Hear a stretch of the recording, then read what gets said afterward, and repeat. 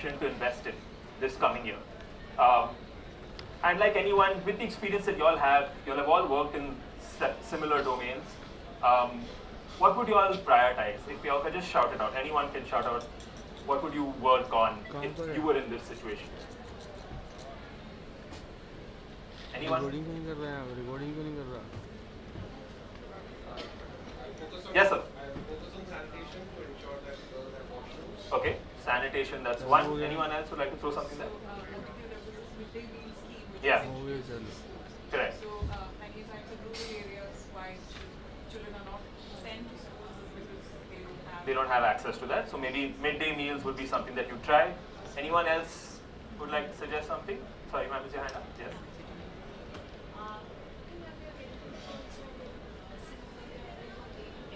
Okay. Right. So some sort of conversation with the parents, right? So we have a diverse set of thoughts on what we could probably work on. If I were to give you these 4 options, and I'll give everyone some time to look at it. Option A, conduct community sensitization with parents and village leaders. I think something that, ma'am, you were talking about. Provide bicycles to girls in grade 8 to ease transportation challenges. Invest in safety, security systems and protocols in schools. Set up remedial academic support after school tuition for girls in grade 8, grade 9 and 10. Let's do some little bit of exercise. So if option A makes sense to all of y'all, could you raise your hand? Whoever thinks option A is what you'd go. Can you raise your hand really high? And really stress that out there. Okay, but 1, 2, 3, 4, 5, 6, 7, 8, 9, 10, 12, 13 of us. All right, could you put your hands down? Option B, anyone would go for option B? We have, no, you can't go for one. if only in our world we could go for all, but we can't. Okay, sir, here you've got 2 options for option B. What about option C? If you guys, I can't check whether you already raised your hand, so please be honest. Anyone for option C? Yes, ma'am, here. So only one option, one person. And option D, academic support. Okay, we have 2 hands there, 1 here. Okay, awesome. Now, if I were to give you some additional information, right? I'll give you some time to take a look at this. Among 300 schools surveyed last year, 68% of parents said they wanted their daughters to study further. Data from last year of 100 schools, 49% was the average mastery scored by girls in this grade group. And the average distance to the nearest secondary school is 4.7 kilometers. I'll give you all 10 more seconds to look at the options in the data for a second. Okay, let's try this again. Option A, how many of us? Oh wow, you just ruled. No, thank you. I'm still sticking with option A. Okay, option B, anyone? Sir, still there. We have 1, 2. Okay, we have about 5, 6 hands in option B. Option C. All right, we had 2 last time. We have about 3, but it seems like newer faces. And option D, anyone? All right, option D has also got some more. We've clearly just gone. Option A is now lost its trust. All right, let's take a look at some more information. 42% of girls dropping out after grade 8 cited distance to school and safety concerns. 38% cited lack of academic support as a reason. And then some interviews with parents showed that the girls walking for more than 3 kilometers seemed to be a problem for the parents. Okay? You know the drill? Yes, option A. How many of us are choosing option A? Ma'am, you've lost hope in option A? Okay. All right, option B. All right, option B, around 10, 12 of us. Option C. Okay, some of us still sticking in option C. Cool. Option D. we should be given an opportunity to choose more. Yeah. I know that's always the one. Hence, we don't have it. All right. I'll do 2 more rounds of this one, I promise. All right. Some more advanced analysis if you had with you. Right? A predictive model using 3 years of program data suggests that bicycle access could reduce dropout risk by 25-30% for girls living 3 to 5 kilometers from school. Tuition support without addressing transport only shows 10% retention, and sensitization alone only shows about a 5 to 7% improvement. If this was now the information you had. Some of us are like, oh, I had this before, then I would have chosen the right option. Yes? So information on safety or data on safety? Nothing additional. This is what you have. I love that you're like, I need more information before I make my choice. Okay, if you had this information only, all right, option A, anyone? We've lost hope in option A entirely? Okay, option B? All right, there's like 15 of us. Option C? Okay, some have reduced from option C, and option D? Lost hope with option D also. All right, last and final round. A prescriptive algorithm combining transport data, school infrastructure, and dropout trend recommends targeting bicycle support to villages more than 3 kilometers from school and pairing it with parent engagement sessions, increase community buy-in, various programs. Right? I think if we were to do this exercise again, we may converge closer, or we may not. We may still stay with our responses, which is fine. What did we basically do? I went through 5 rounds with you all, of painstakingly making you raise your hand. But in the first case, I basically saw you all use your intuitive prior knowledge, right? I didn't give you all any data. You all already had information from your own experiences, and you all made a choice. In the second stage, where I told you all that there was a survey that was done which said that this is the score, this is the average mastery of the girls, what they've scored in their classrooms. This is what the distance is, average distance. That's the information you had, and you made certain decisions. In the third case, which was diagnostic analysis, which is telling you that some parents said that this is the reason why they didn't want to send their children to school. Or some girls themselves said that this is why I'm not going to go to school, right? Which is telling you a little bit of why they're probably pulling out. Next, there was some predictive analysis. That if you were to focus on these things, this 1 or 2 things, this is possibly the outcome you can expect. Right? And finally, it was more of a prescriptive analysis that was given to you, that after we look at analysis across different domains and put that together, this seems like the best option for you. All of this analysis that I took you all through is basically something we experience in our day-to-day lives unknowingly, regularly, and take decisions without really being conscious of it. Right? If we think about intuition and prior knowledge, and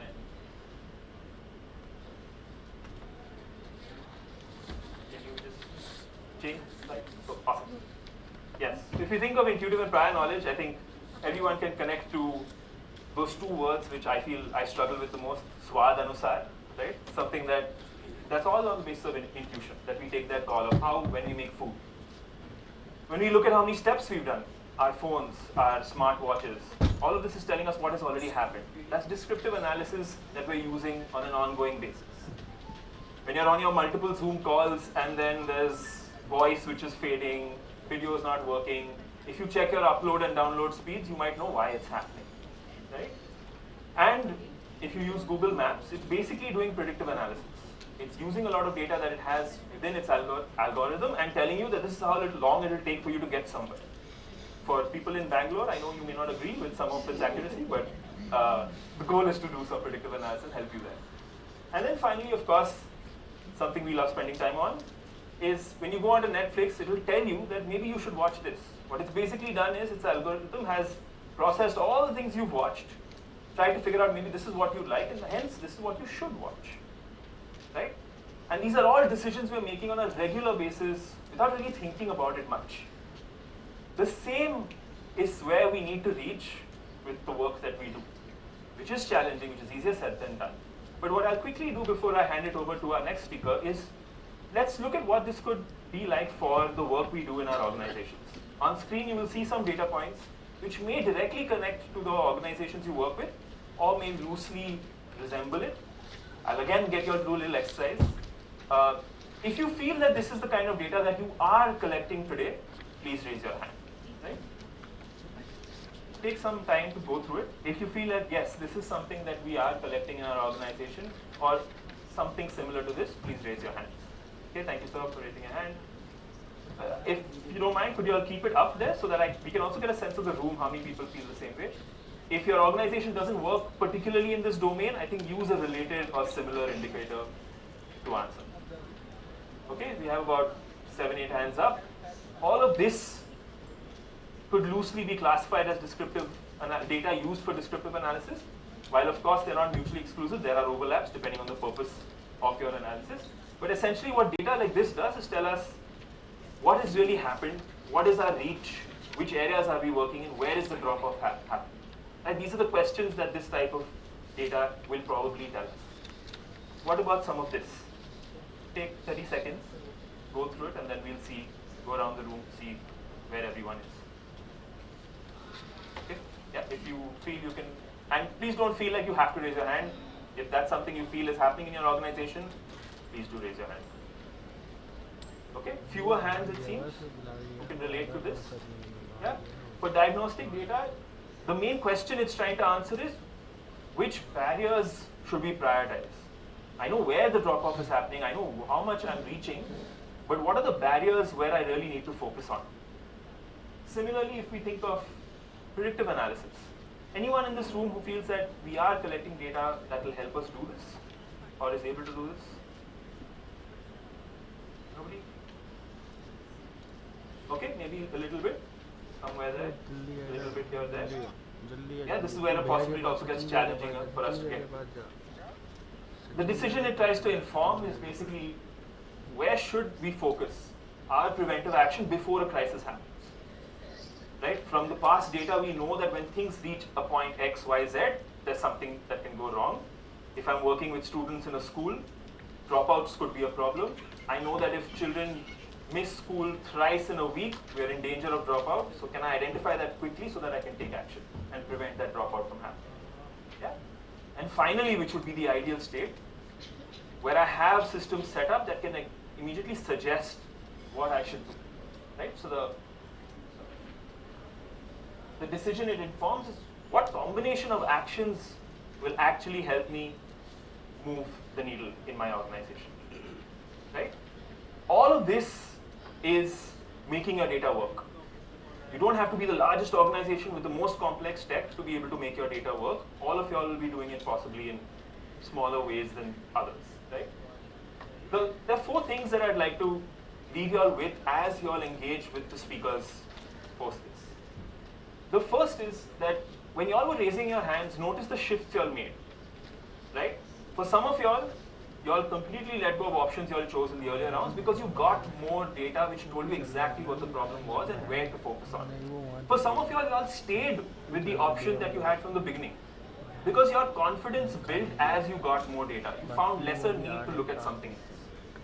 And how do we get to a place where in our organizations, when we look at data, we feel the same way? Right? The idea is that the best decision may not be the first thing that comes to your mind. There's a lot of that can change, and the thing that we, even at Goalkeep, that we push organizations to really understand is the goal of using data is not to prove someone wrong or prove yourself right. It is basically to back that intuition and ensure as your organization scales, if data is the foundation for that decision making, the likelihood of consistent decision making is higher, and it's not dependent on a certain person's interpretation of what's happening. And finally, I'll leave you all with 2 questions. One is that if you all are collecting all the data that you all raise your hand for, are you all 100% sure that that data is actually going to move the needle in your organization? And if it's not, you really need to collect it. And the second is if you're so sure that that is the data that's going to move the needle, does it go back to every single person in your organization for them to be able to use it? Or does it stay with you as your leadership team? Right? Because ultimately, where we want to get to is that your data is not supposed to replace intuition. Data is not supposed to replace your hunch. It's supposed to back it. It's supposed to inform that intuition and hunch. Right? And so as we move on to the next segment, where Shreya will take us through the data maturity assessment tool to try and gauge where does my organization really lie with this journey, I'd like you to keep these things in mind. You'll sort of may have got a sense of this is where I am or my organization is with respect to all these different types of analysis. And maybe while you engage with that tool, it'll probably become clearer as to, okay, this is the gap that probably we need to work on. Yeah, I'd like to invite Shreya. Yes, Shreya, on. Thank you so much. All agree with me that was an engaging session where we discussed about different types of organizational data and analysis and organization use and its data-driven decision making. So moving on from there, what's the first step an organization could take towards this data-driven decision making? It would be to know where they are currently. And moving on with the next insight. So we all agree that, so 66% of organizations agree that data is important, but only 4% of them have embedded data into their everyday decision making. So this is where relevance of how an organization uses its data becomes important. And how can organizations know that? So they could use data maturity assessment frameworks for that. And we at the Center for Data Science and Social Impact in ISDM have gone through various international and national data maturity assessment frameworks, and we have found that there is none set in the context of Indian social sector. So then we have tried to develop one in-house, and that's the CDSSI DMA framework that we have developed, and it analyzes data use of an organization not just in terms of its operational aspects but also in terms of how an organization is set up. That's why if you could look at the dimensions we have gone through, there is culture and mindset as its core component, and there are other operational dimensions as well, which are data-related training and capacity building, HR data management, project data analysis and visualization, data storage and accessibility, project data collection and monitoring. So once we have got the framework, we tried to analyze what the state of the sector is. And for that, we conducted a multi-sectorial large-scale exploratory study in which 360 organizations across different sizes, thematic areas and regions participated. And it is completely tailored to the needs of the Indian social sector.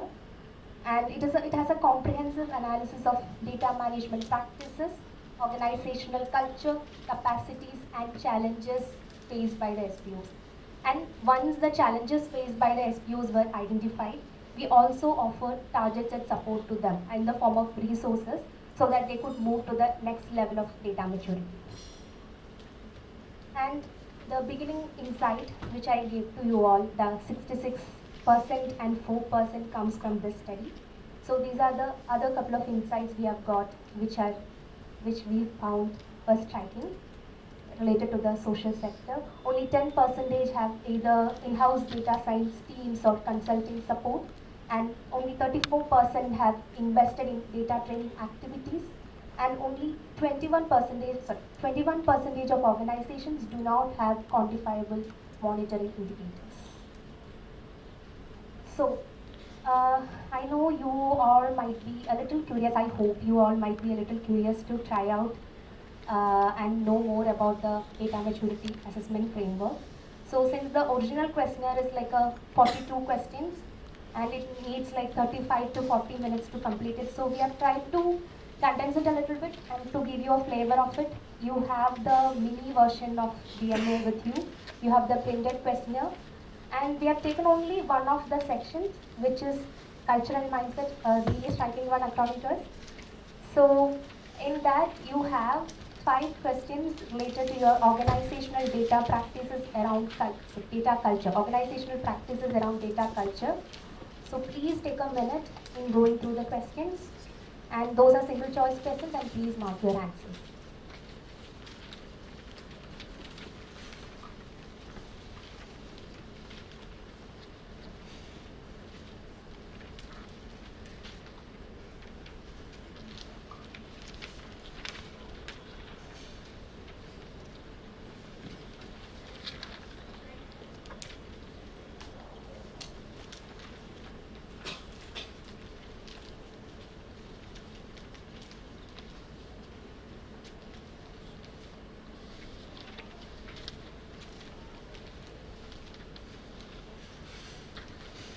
Page and viewing the scoring criteria as well while you're filling up your questionnaire.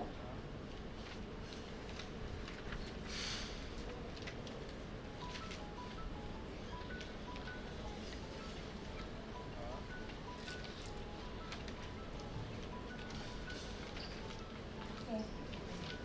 Is everybody excited to know the results? shall I move on to the result revealing part?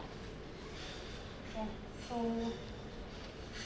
if you could go to the scoring criteria, so please have a look at the scoring criteria. So for option, if you have selected option 1, you will have a score of 1.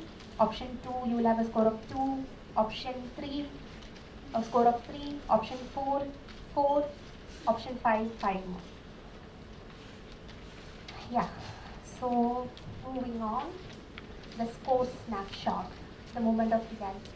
So please, before moving on to the scoring, I would need to put a disclaimer here. So this is based on, the scoring is based on one aspect of data maturity. So it's just a subsession. So it's just an indicative scoring. It's not a reflective one. You may use the DMA online toolkit to have a more reflective scoring. So if you have scored anywhere between, organizations who have scored anywhere between 0 to 5 are in the beginner level, where data is not seen as is rarely seen as an organizational priority, and hence discussions are also limited, and leadership is not very willing to invest in data practices. If you are scored 5 to 10, you are in the emerging level, where data is acknowledged as a priority, as a value, but it's inconsistently valued. I mean, discussions are not very frequent, and leadership is only beginning to invest in data practices. And if you have anywhere between scores 10 to 15, you are in the progressing level, where you have accepted data and discussions are happening. They are happening more frequently. Leadership has put their investment into structured data practices a little bit. And if you have scored between 15 to 20, you are in the advanced level, where there is strong data-driven mindset. So employees are regularly engaging in discussions. Investment is kind of consistent, and there is a strong data culture embedded, and the data-driven decision making is happening in those organizations. And when you are in the expert levels with a score of 20 to 25, data is considered as a core organizational value.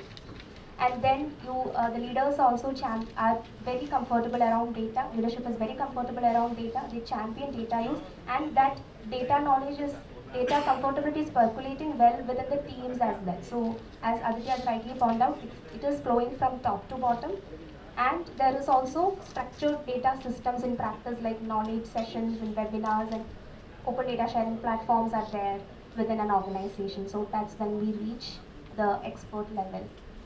So now that we have seen how a DMA framework can be used to analyze how an organization is, where an organization is standing in terms of its data-driven decision making, I think it would be insightful if an organization could come up and narrate to you all an inspiring story about what are the different phases in their data-driven decision making journey, and what were the challenges or what were the steps they have to go through, set in the context of an Indian social sector. So I now join you all to listen to the inspiring story of Adhyayan Foundation, and I invite Kavita for that. Thank you so much.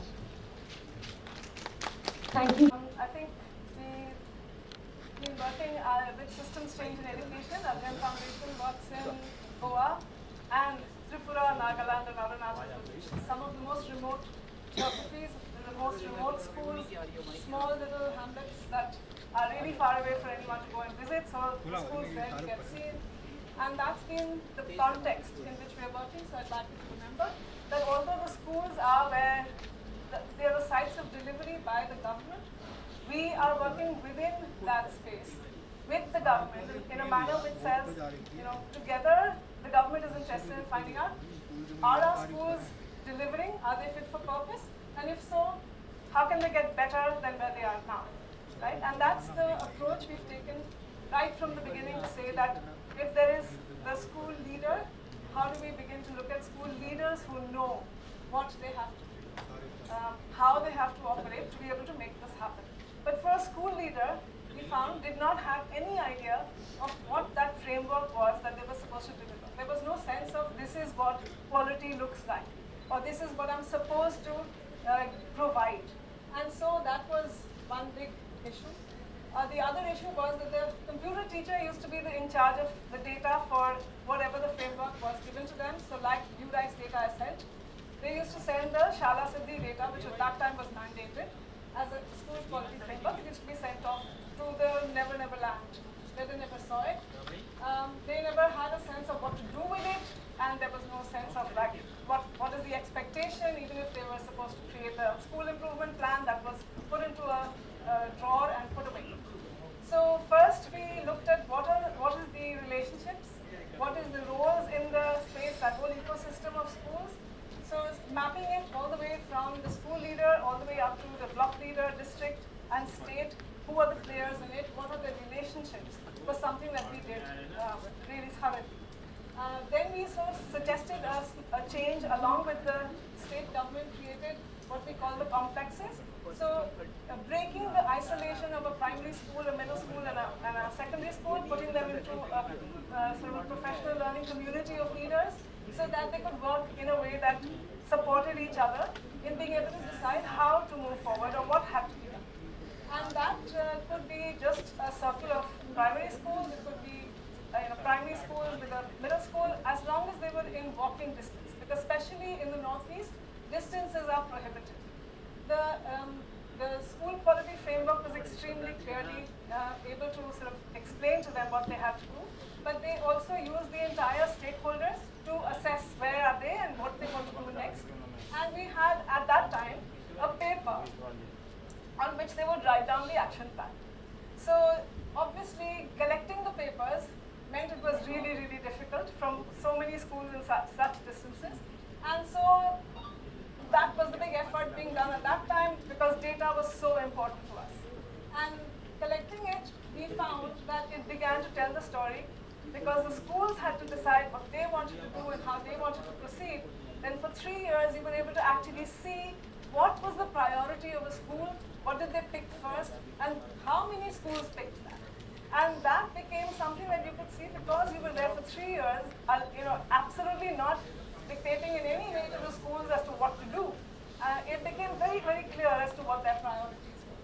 So looking at that and thinking about how do we expedite this movement, we began to study the framework and say how does each of the elements of the framework connect with the others. And that became a really good way to say, if you were to start working on one, how many other things could get affected, right? And then showing this to the leaders, to the district leadership and the block leadership, who were then able to call for these meetings and show that if you're working on learners' attendance, you can also then work on the midday meal and the health of the children, right? And that those things started getting connected to the leadership. So then the movement within a cluster or a complex, in the first years it used to be 3 things that they would pick up, maybe 3 standards that some schools would move on. Slowly it had led to a place where many standards were being chosen by almost all of the schools. And that was great, but even then it was going to take 10 years before we could find those leaders who were able to actually make this move to the highest in the standard. Each standard had level 1, 2 and 3, and so to be able to get there was going to take forever. So then what did we have to do? We had to get an app set up with the Kavita Foundation that helped us a lot, because then the dashboard for where the school was in the hands of every single school leader. And that's something that was collated and sent to the block leader and to the district leader, who could then see on a weekly basis where are we and where are we going from here, what kind of decisions do we have to make, and how do we make that support happen for the schools. So very clearly the needs of the school started emerging, and because the needs were so clear, in terms of say 71 schools wanting to make the teaching learning process as their action plan, we were then forced to push it towards a learning management system that said, okay, this is what others are doing. Champions in this space, this is what they're doing within your schools, and this is what you could be therefore looking at and learning from them. So that helped us identify which of the blocks had totally, almost the entire set of schools were able to move, because the leaders had been able to use these LMSs and the the courses that were put up there, and they were able to see them, discuss them, and make that change happen. So that accelerated the pace of change to a great extent.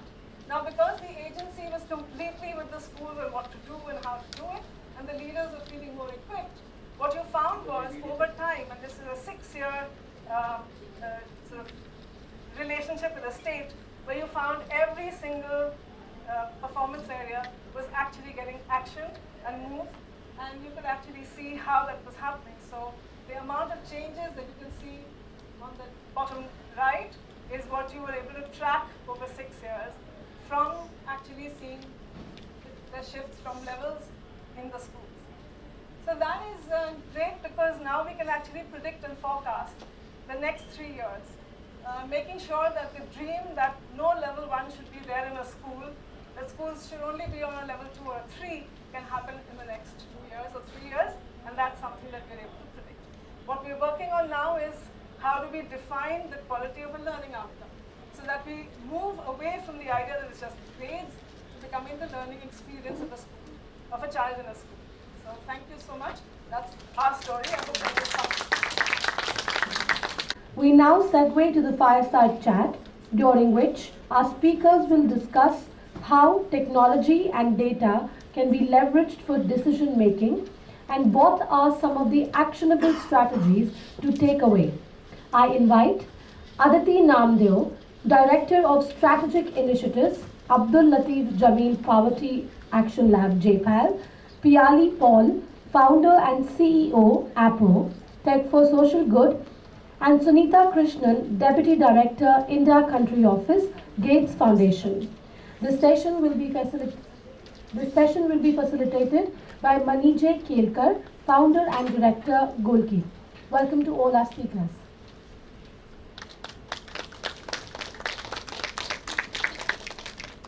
I think, with packing everything into the session, I could have heard that for a lot longer. I have many questions. I think the idea of the session was that it's a journey. It's part of the title in the session, and you certainly took us through that entire journey already. I think for us today, and the idea is to interact with the audience. We'll start with just a couple of questions for each of you, and maybe ask the audience what they'd like to hear about. So we can start with, I think, Suneeta, what's something we've been hearing about from 9 a.m.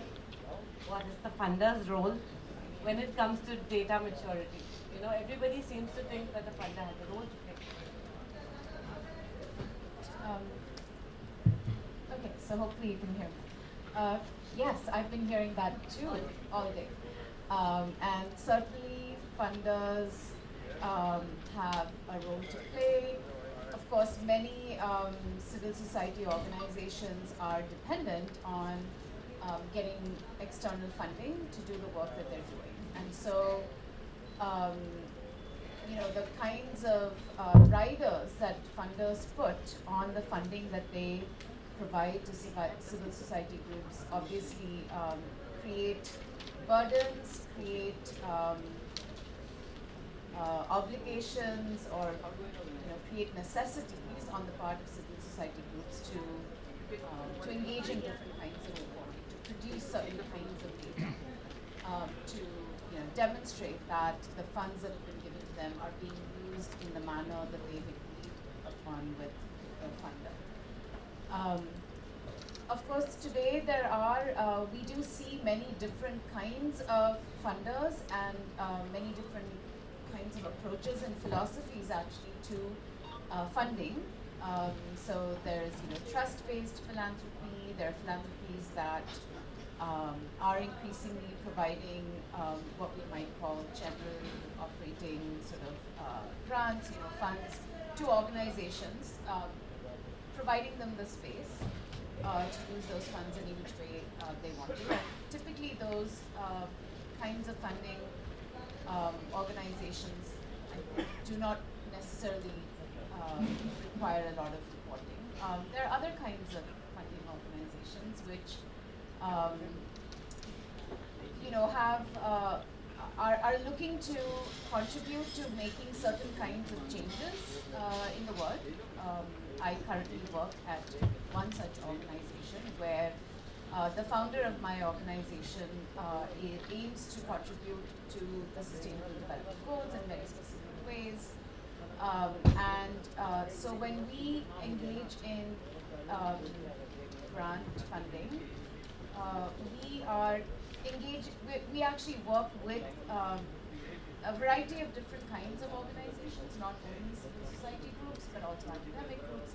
We partner with government, etc. And the goal is really to work together, to partner, to create a certain kind of change or to solve a certain kind of problem. And we are aiming to solve fairly complex problems, whether it's helping smallholder farmers in India double their incomes or expand, create opportunities for women to engage in livelihoods, etc.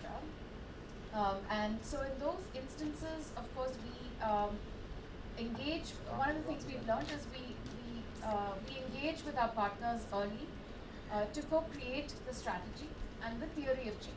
How will we work together to create the kind of change that we want to make? And from that theory of change evolves a certain way of measuring and tracking whether that change is actually playing out. Because we're working on fairly complex problems, we are not typically able to articulate or identify the exact path we're going to take to that end outcome that we're aiming towards. And so it becomes all the more important to identify what kinds of signals or milestones might we expect to encounter on this path to that outcome, and to be measuring that, and then course correcting if we find that the signals are not actually telling us that we're on the right path. So a lot of the measurement and data that we build into the grants that we develop with our partners include the production of data or the use of existing data. So increasingly we see that, and in India we're awash with data. If we work with government systems, government functionaries are collecting oodles of data. In fact, sometimes we have to help rationalize what they're collecting. So what maybe in short what I'd say is, the idea is engaging in data collection and analysis that's fit for purpose. And that's really a very important driving principle of the way we approach it. Thank you. I think this idea of not about driving data maturity, but really driving impact. And what is that data really doing for us as funders and as the partners we work with? Are we achieving impact? If we can answer that, then that's taking us in our data maturity. So I think you've done a lot of work in seeing the challenges that organizations face, and even what Aditya was referring to, the data maturity piece isn't so much about the volume of data you have, it's about having the right data and being able to use it. So what are some challenges you've seen organizations face, Aditi, and what are some success stories that you've seen as well? Because I think sometimes hearing examples really helps. Thanks, Manije.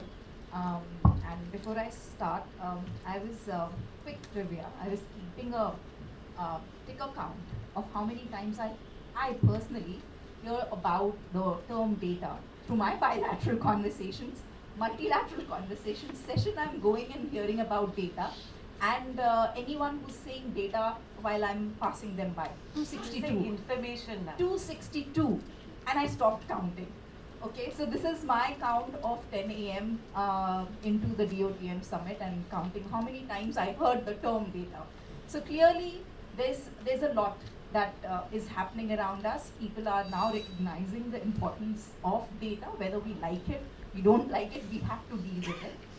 Whether it's Suneeta's, really nice way of saying that fit for purpose data, and we are looking at data-informed theory of changes.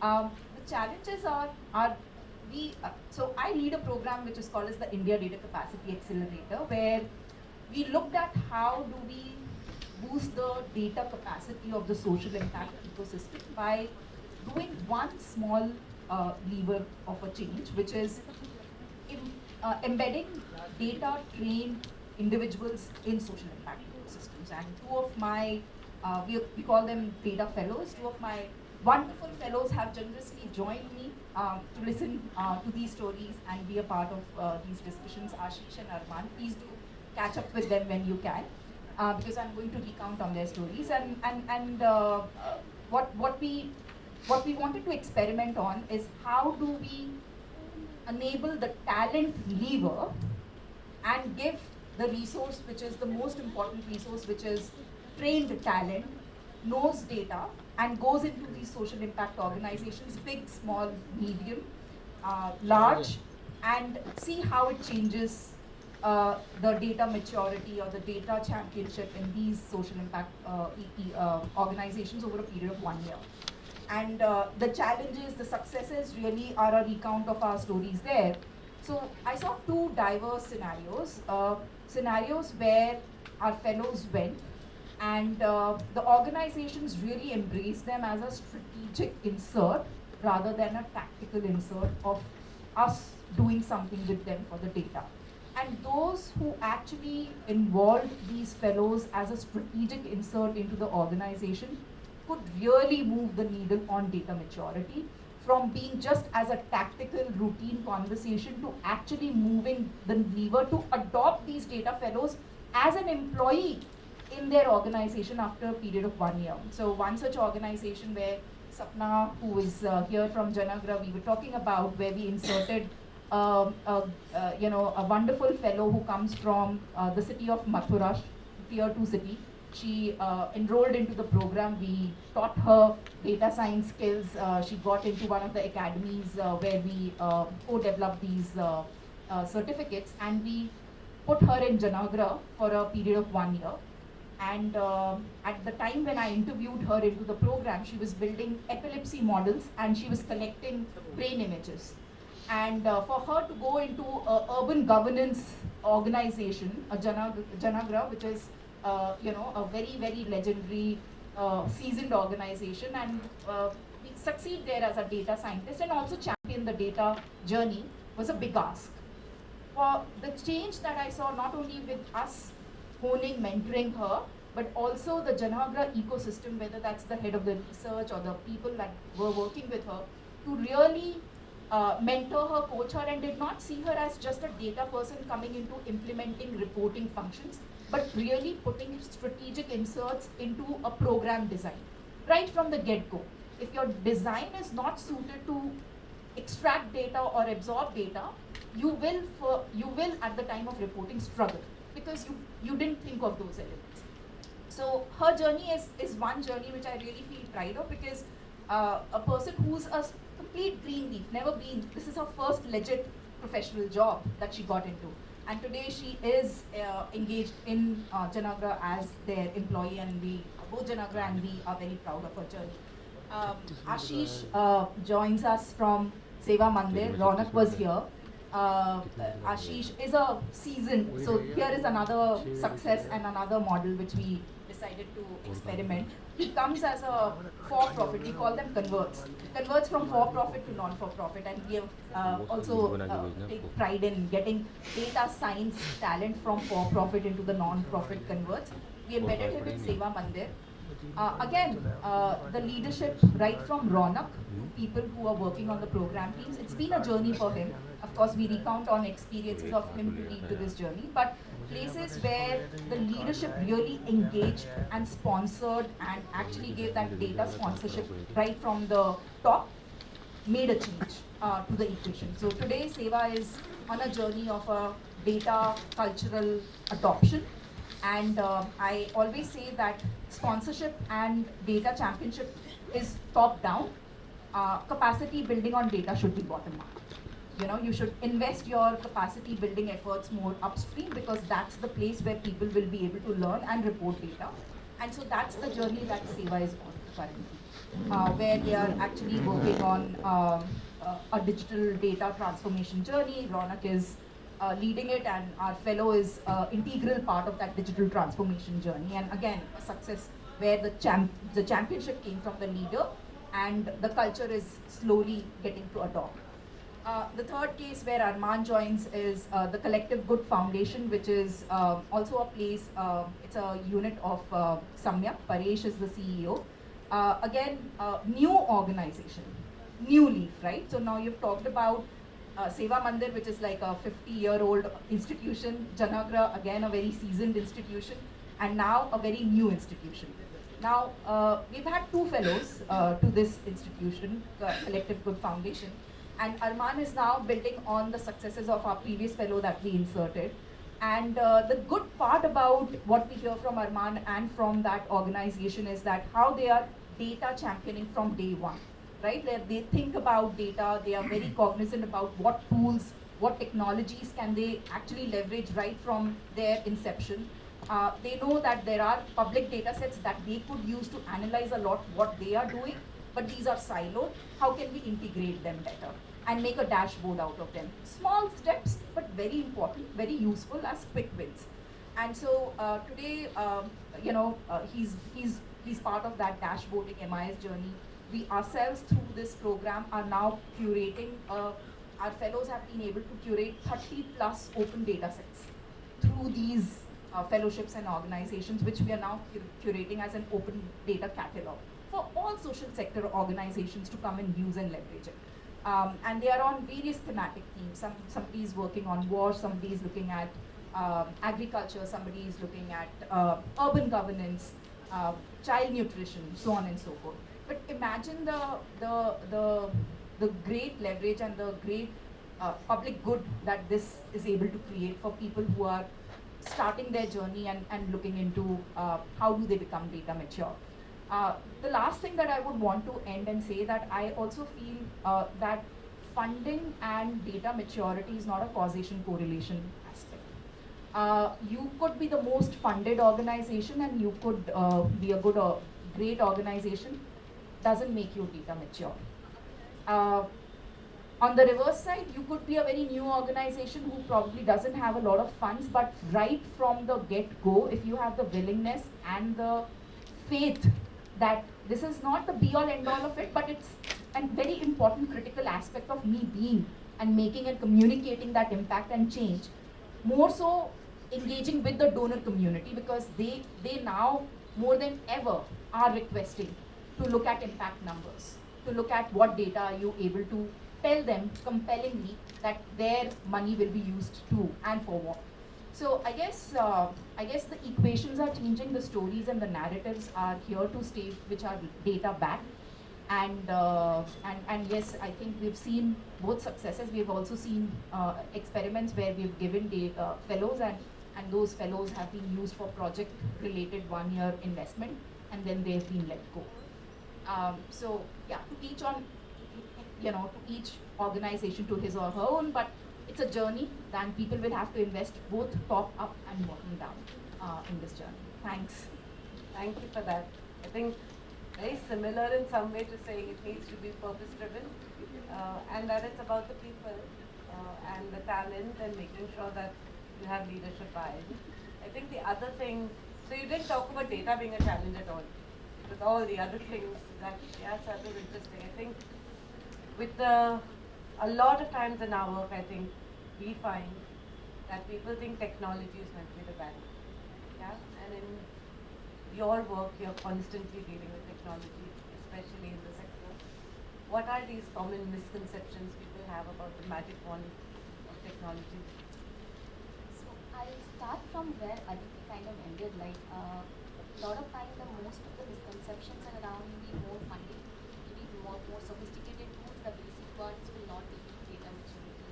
So you need very complex systems, ERPs, and you have to use lots of funds for that. More often than not, while we are talking to non-profits, I realize that the problems are maybe people, process, discipline, and all of that. And without addressing that, if you just focus on upgrading your tool, and that wouldn't automatically take away all the underlying issues that you already have, and because of those, your basic tools didn't work. So in current world, like all the basic tools that comes with Google Workspace or Microsoft 365, they have everything, an organization, all the basics, right? Now, non-profit leaders and many non-profits I have seen, they have a tendency thinking that we need a more complex one and all of that. And I think it's like a very visual thinking, like I have a 2-door wardrobe and if only I had a 6-door one, a fancier one, we'll have to put more drawers and all of that. So what they don't realize, it comes with, if if you have a 60-year-old wardrobe, it comes with more upkeeping than you can even imagine. Like, if you're not able to organize it within the two-door wardrobe that you have, the simplest one, it's more likely that you will fail when you have more complex one, because it comes with more upkeeps than you can ever imagine. So I think that is the biggest misconception, that you need more funding and more sophisticated, fancier tools to kind of make your data work for you, make your technology work for you. The other one that I have in mind is not around misconception, it's also around maybe knowledge and understanding of the tools that they already have. So they hugely undervalue the tools that they already have, and they look out. For example, a lot of NGOs will come to us and talk about a knowledge management system, whereas they haven't even explored Google Drive and OneDrive and the shared drives capabilities, right? So they already have something that can do more or less what they're trying to do, and now investing into a knowledge management system can be a step further, but you have to figure out how that works within the system that you already have. So I think these are the two things that when you talk about data and technology, I think it might be across sector, but in non-profits more so than not, that these misconceptions are already there. So again, fit for purpose. Yeah, whether it is your data or your systems or your people, find it and have the fit for purpose. I don't know if the audience at this point wants to ask any of the panelists questions around how to develop and go further in your data journey.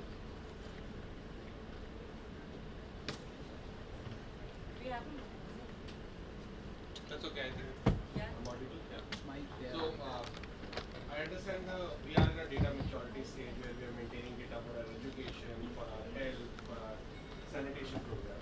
But there are some causes where we find difficult to maintain data. For example, elder care, right? Where we're running an elder care home, and when we go to our CSR partners also, when they ask that what is the impact, the only thing we can usually say is that if we give them the nutritious food, the counseling, and other thing, only the disease can be delayed, right? But eventually, they will fall ill and they will die, right? But when you work with children, right, they actually become independent. And when you work with elders, they will become dependent. So how do you maintain data in the elder care space if we have some inputs, and which we can show it to our CSR partners also later, and we can have more data to the organization?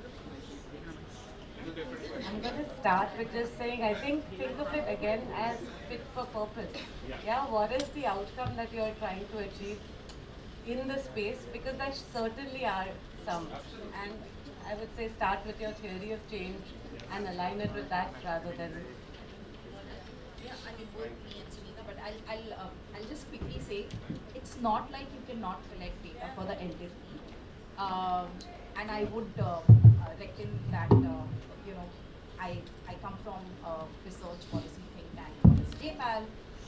One of our most recent and successful studies has been the elderly panel study in Tamil Nadu, where over a period of few years where we collected data only on elderly population because the government wanted to do some elderly related schemes.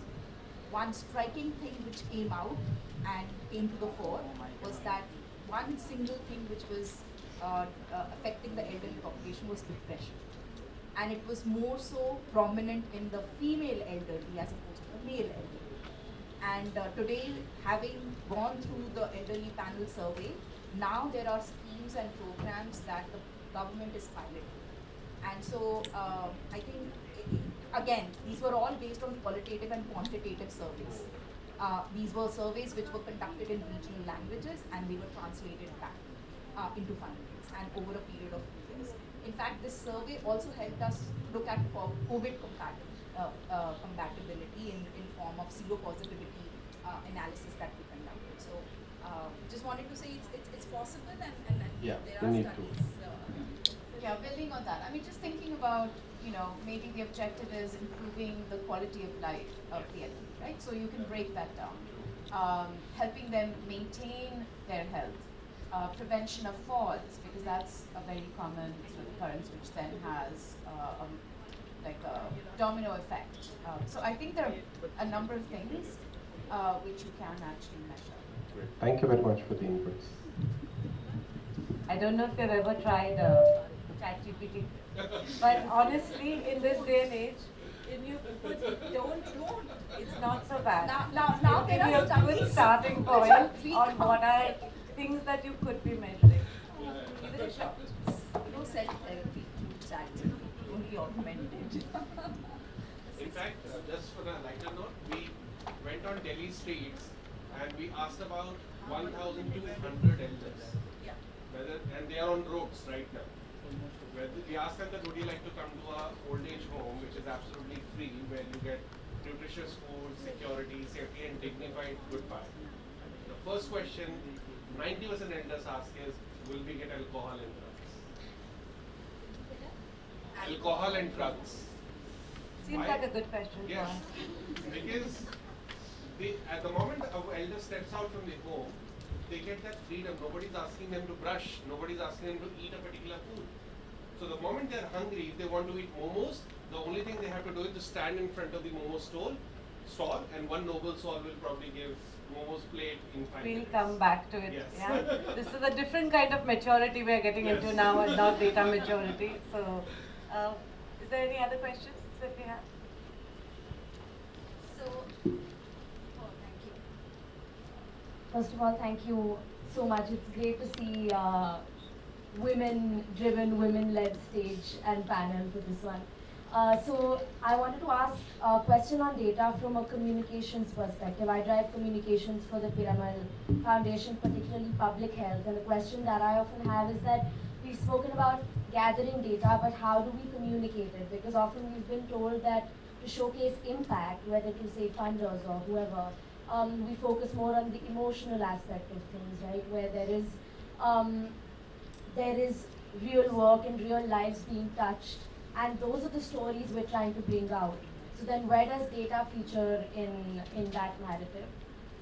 I'm going to also ask Kavita to come in on that, because I think you did it brilliantly in terms of just how you were using data to communicate your story and what you can do. And then maybe any of you want to jump in. Yeah, okay. Can you just repeat the question? Sorry, I was slightly lost right now because I was not expecting to be asked. No, of course. So I was asking how, when you're communicating data, how do we balance between bringing out real stories and lives we've touched, which is something that we do to showcase impact, right? Versus then bringing in something like dashboards or analysis. You balance both. So the weekly reports that go out have the dashboard and the story. There's always a story about one of the leaders and what has happened. Right? So you're never going to give only numbers, because that doesn't make sense. It has to be supplemented by somebody who's actually used those numbers and then done something with it, and then that makes it completely doable. That's my answer. I hope that's okay. So, Manije, you see the communications point. I was just having this conversation because I do feel this is a point where we also have been trying to strengthen our capacity of the social impact organizations we work with, but also our fellows. How do you communicate with data, with purpose and emotion behind it? How do you do the storytelling? My point being is actually there's a wonderful presentation, and maybe if it's on YouTube that will be great. One of our donors actually gave that how data makes a lot more impact on the emotion portion that you're trying to talk about. So I think this is a very integral part, and I think the more you identify, so don't make it all about data. Number one, I would say, identify one or two priority areas which need to be data backed, even if there is an emotion or a quotient that you're wanting to communicate to the donor. And that one or two data point, so when I talked to him about the elderly panel, for me the greatest revelation was that female elderly suffer from more depression. Now, this is something that we all know intuitively, but when it is backed by data, the impression made is not enough. So that is the point. Identify one or two points, priority areas which need to be backed by data, and then weave that into your story to communicate back. But thanks for that question, because I do also acknowledge that that is a point where we need to do a lot more, I would say, training or even awareness building on how do you communicate more with data. But Suneeta, I'm sure she hears a lot of these Yeah, I mean, I start with redefining what data is or what data are. And so for me, how the school scores on the quality standard, which is a quantitative measure, that's data. But what the leaders feel and aspire to and the mission that they set for themselves, that's data as well, right? So I think the question that I ask, and Monica's here in the audience and she's one of our partners, and when we discuss analyses, we keep asking ourselves, so what? What does this tell us? What are we learning? What do we want to do differently? What's surprising, right?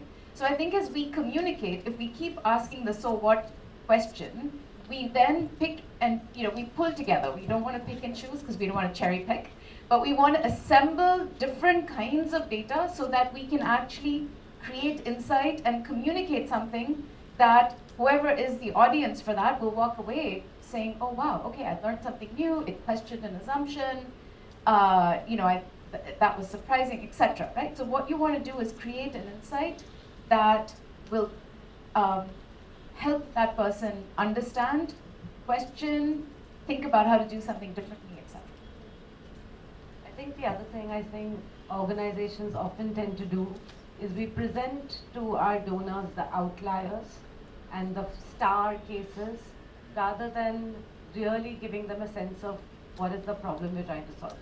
So if I'm presenting data about my school and I tell you this is what on an average some of these schools, here let me tell you the story of one of these schools and tell you all of it, the good and the bad and the ugly, rather than just let me tell you about this one exemplar school that I have.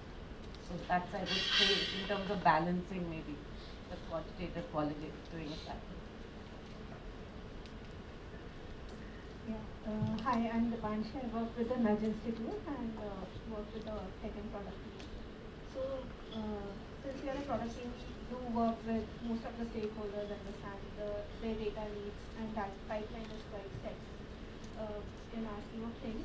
But where I feel that a lot of organizations and whenever there are conversations regarding data, do not focus is actually the community workers and even the young professionals who are working in the field to support those community workers, and how we can solve this data problem for them, because they are usually working in the remotest corners and there's signal availability, and also they are the ones sometimes there are two problems. Sometimes that one is the remoteness and the understanding of the data and the time which they get to spend with the data might be the least. So if there are any best practices or something which we have done in this regard, if in any offshore organization experience would be good.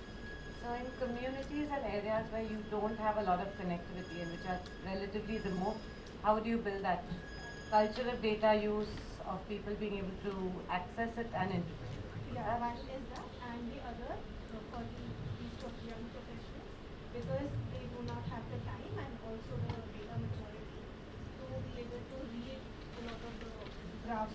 Like we have tried various kinds of charts to give to them. For example, scoring based criteria do not necessarily work for them.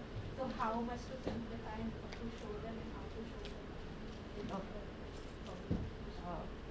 I'd just like to clarify the question a little bit. So the question is around that in the remote areas where there are field workers who are actually collecting the data. So there are two challenges. What I'm getting that first of all there's network issue, and there's also they might not have the understanding of the data as it was designed from the program side and all of that, data literacy and all of that. So these are the two challenges in the field level, right?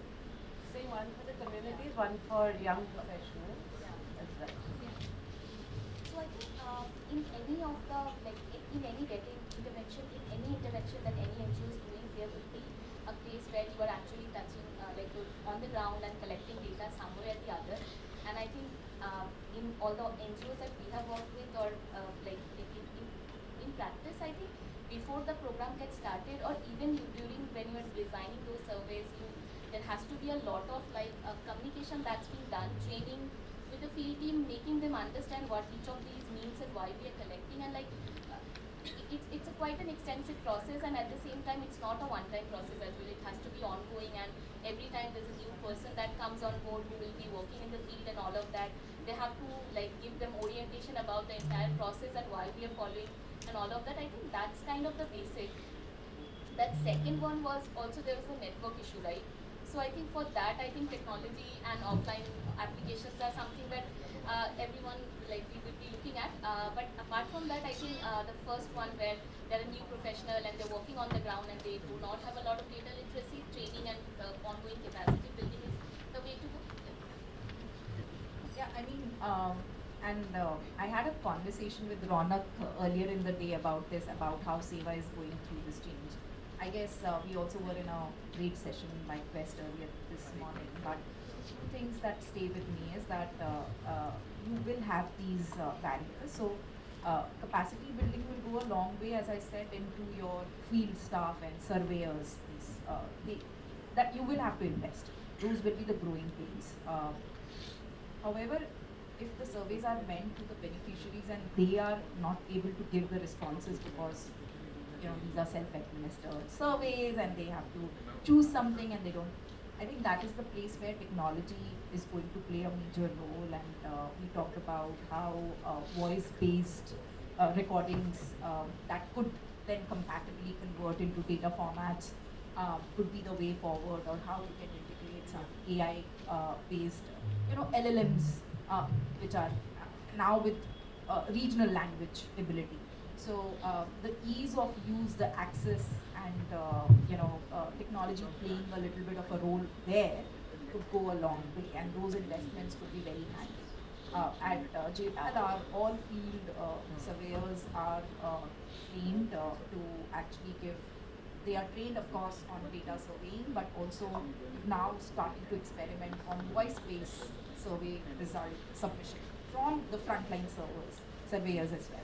So I think those are the places where we can experiment, and those are the places where you would need to experiment quite a bit, specifically for legacy organizations would be very, very integral to the field work basis. I think my question was more around not field as a source of data, but these workers as the users of data, which is not usually focused. There are offline applications which we develop for collecting data, but for showing the data becomes a challenge in how they use the data and how they start thinking around data sensitivity from their perspective, because they are treated as a source, but not as users. Make video files, video interpretation, small snippet videos go along. He also feels charts, graphs don't make any sense. Club that insight into a video and send those videos through the whatever means, WhatsApp messaging or whatever is the last mile connectivity tool that you can experiment. They are a very powerful tool for communication, but they also have data pattern. But they are not showing them in boring graphs and charts that nobody wants to look at. Even I don't want to look at this. They're not all boring. But I do think you make an excellent point. I think about a decade ago when we said digital divide, we were talking about access. Now it's not access, it is very much about data literacy and whose data and who gets to use it and who doesn't and who gets left out. So it's a huge concern for sure that needs to be addressed. Yeah, so I think thank you. If I could just add one point to that, one of the things that I used to find really helpful when I was doing community-based participatory research years ago, and we would take our analysis and findings back to the communities, particularly the women that we worked with, and we would always use analogies to explain what we were finding. So things that were commonplace in their everyday life, we would pick those up and we would explain what we have found in our research through those analogies. So videos, but using examples or analogies that people are familiar with. I have found those to be. I would like to add one thing. Like, I think if we are talking about field workers and they not using the reports that they are actually participating in generating, I think one of the things that I have seen some NGOs have done wonderfully would be to kind of make some of those data points part of their performance conversations. Like when they have monthly review or a quarterly or a half yearly or annual review. So they say like we have in the whole year I have conducted these many surveys, like, and then qualitatively these many people had clicked. So just making some of the points that they are actually collecting part of their performance or their review discussions. I think I have seen that's happened happening in the primarily in the education space. Big classroom data and what the classroom results are can be brought into the discussion of teachers' performance. So similarly, why not when you're talking about a field worker and a surveyor, and if they are at all not volunteers, they are like part of the organization and very much employees of the organization. So the work that they're doing and the result that they're generating, that can very much be a part of their performance discussion. Thank you all, and thank you Kavita, and thank you. Yeah, this was lots of fun. I think I'm at least taking away very much a sense of, we will not say the word data anymore, we will say information, and we will make sure that it's fit for purpose. Maturity, and how do we support organizations, especially how do, let's say, funders and enablers support organizations when there is just so much variation in how data mature they are and in what category their data mature in, or in what category they might need help in. So how do you meet them where they are?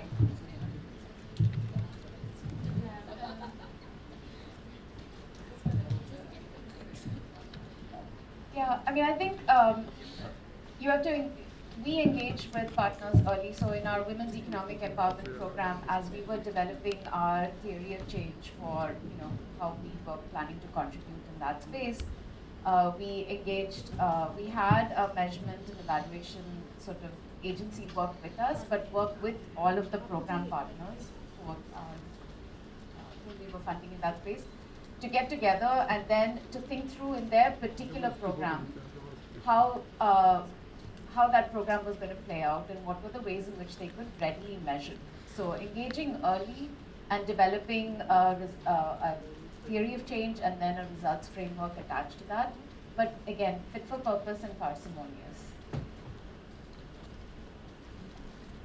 I guess we started with that, with Shreya's presentation, right? Know where you are, and in the ideal world, know where you are may or may not be possible, right? Many of us don't choose to indulge into those exercises. But I think knowing where, it's a cultural thing, right? Like it would start, it has to start from the leadership as well. So if your question is, how do we meet where they are, knowing where they are is the first question for themselves and for people trying to be assistive to their journey. And secondly, irrespective of where they are in the journey, if they are going to be data oriented, the first step of the way is how do their leaders think about data, think about dealing with data, think about engaging with data, think about their men dealing with data, and all of it. So I guess sponsorship and data cultural absorption is the first step to wherever they are in their journey. And then drawing a map from there as to what are critical needs for them to engage in. Structure, process, people, whatever that is. I just want to add, I think it's really important to be patient and, and I think all of us working in the sector are to some extent impatient for change and we want to have impact as soon as we can. But maybe we approach it and think about it and measure it in different ways. So I think ensuring that we're taking the time to understand each other and the ways in which each of us is assessing how we're doing in terms of contributing to change and then evolving that approach to measurement together. So I think building trust, building understanding and being humble in this is really important. That was such an important note to end that conversation and the day. Thank you for those insightful and interactive presentations and an engaging fireside chat. I would request Diksha Punia, Director People Management ISDM, to felicitate all our panelists as a token of our gratitude and appreciation. Today to our speakers mark a small planet forward step by growtree.com, which wants to allow users to satisfy a private purpose of greeting someone through an e-tree certificate while doing social good by planting trees. guys to please engage with our Data Indeed booklet that was launched by the Center for Data Science and Social Impact.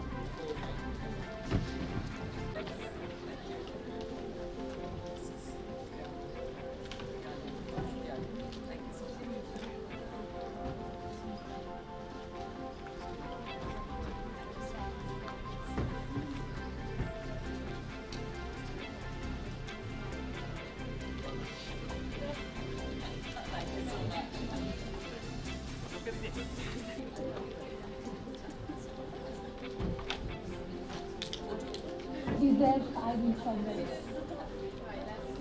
Thank you so much, Diksha. Requesting all the speakers to please grace us for a photograph, please. Yes. We take the last customary picture with this session, and on this note, we come to the conclusion of DOGM 2025 edition. And thank you all for your presence throughout the day, your support and your best wishes. See you all again in 2026 and continue the dialogues in development management. Thank you very much. See you all next year.